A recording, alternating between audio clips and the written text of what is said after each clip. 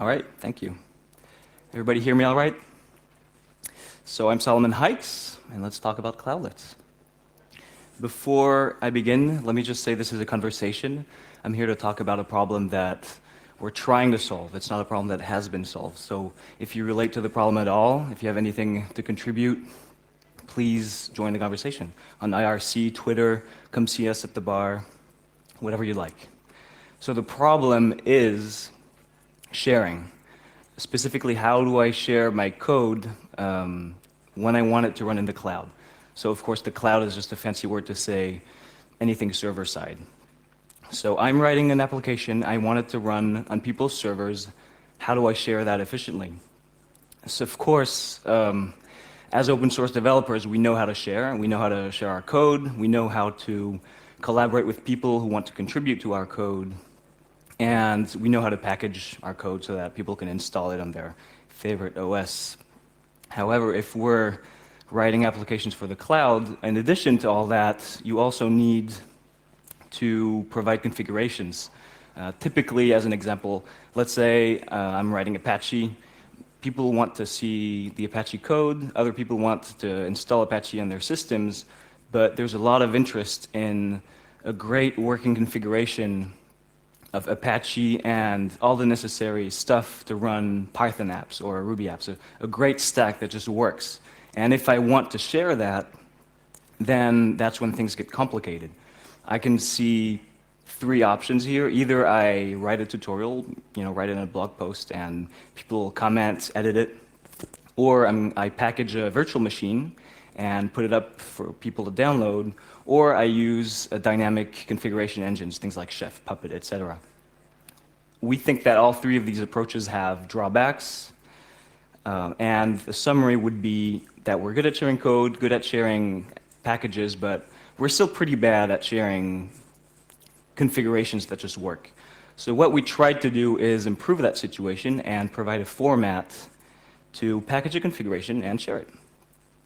So a cloudlet is an image that you can use like a virtual machine. Basically, that means it's self-contained. You don't reference anything else. If I give you an image in the Cloudlets format, you have everything you need to boot it. And you have everything you need to boot it anywhere. From a Cloudlet image, you can convert that into a Xen image, a VMware image. You can get a raw disk image and then boot it on a physical machine. We've done it with OpenVZ containers, things like that. So the interesting part, compared to virtual machines, I don't know if everybody has ever tried to share a VMware virtual machine, something like that, or a Xen image with people who don't actually use that virtualization technique. That's really tricky. And what we really like is the tools that everybody here, I think, knows, something like JIT, Mercurial, SVN. I can clone someone's code, I can change it, I can commit the changes, I can merge, I can see the differences, all these cool operations that we're used to. We'd like to be able to do that on images as well, and that's basically what the format is made for. You can take someone else's Cloudlet image, fork it, make changes, and contribute the changes back, things like that. Now that's a quick example. If anybody here uses Mercurial, you'll recognize the actual Mercurial server interface. This is not our web code. This is an image that a friend of ours made. It's the bare WSGI server, so it's a Apache configuration to serve Python apps. You can see the complete history of the image, and you can inspect a specific change. Let's say, here I see changes in the Apache configuration, things like that. Here, this is a change set where, obviously, as the comment says, he installed the module, and you can see all the files that changed. The interesting thing is, we didn't replicate the work of a Mercurial. We use it. We take the image and put it in Mercurial. You can actually do HG pull the image.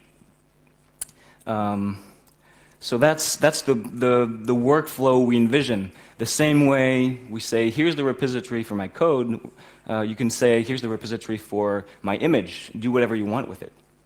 And I think that's a really interesting way of seeing things, because then you can start building on top of other people's work, just like you did with code.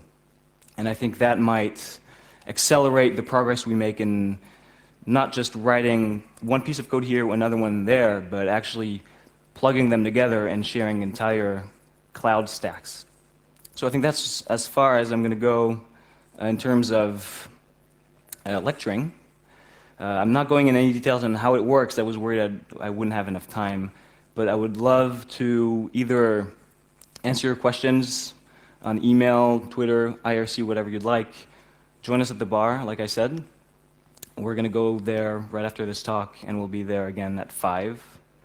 Who here would like to see a demonstration later, just to see it happen? All right, so either right after this at the bar or at 5. Is that right? And I think I have time for a few questions. Do you store the entire image? Yes. So binaries Binaries and everything? and everything. Please repeat the question. Oh, I'm sorry. The question was, do you actually store the entire image in the repository? The answer is yes, we store everything. However, we don't work at the block storage level like VMware or Xen, for example. We don't store that. We work at the file system level. So basically, we take a file system tree and we say, okay, well, I'd love to put that in a repository, but what should it take out? So we add metadata so that the image is smart enough to say, if this file changes, you want to record that change. If this changes, you're not really interested in that. Things like that. But yes. Any other question? All right. Well, this is it. Thank you. I guess I'm ahead of time. But if I can ask you, Yeah.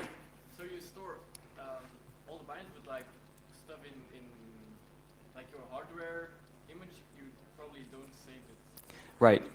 So the question was, you save the file system, but do you save any hardware information? The answer is no.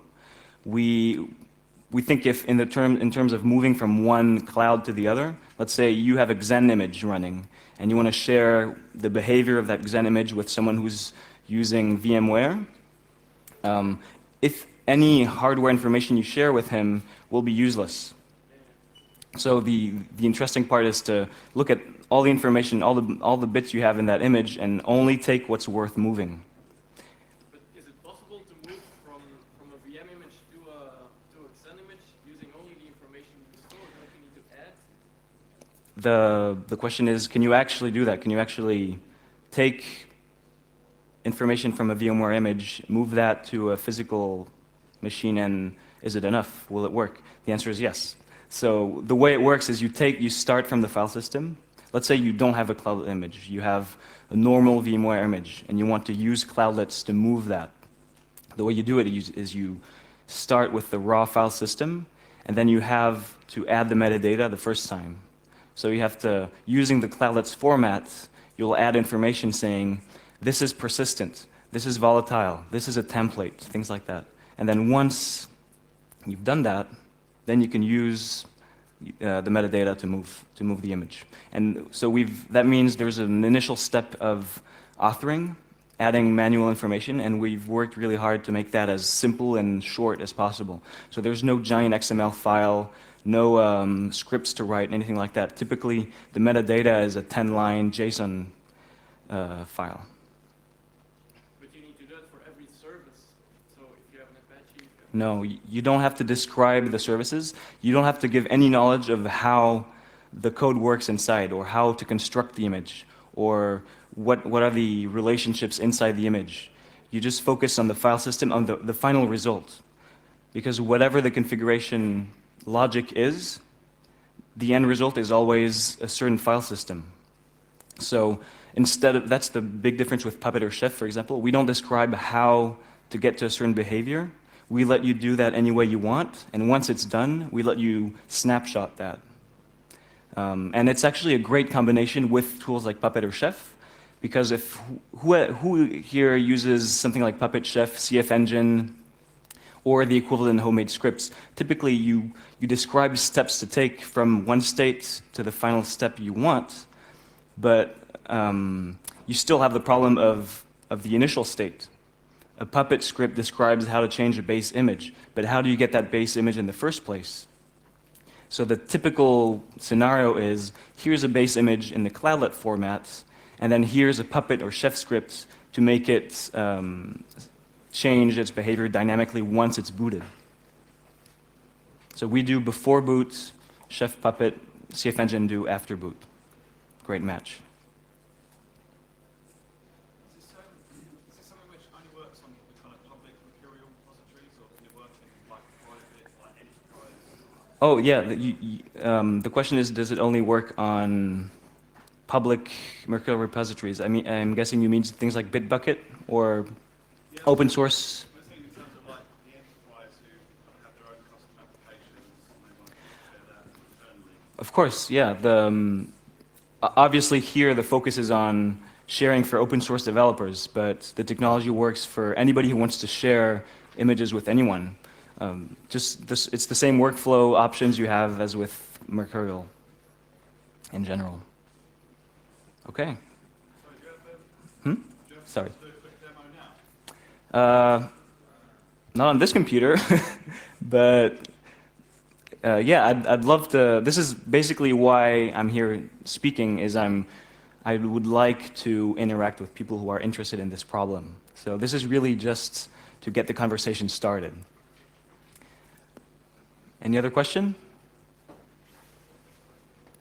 Okay, thank you very much. All right, thank you too.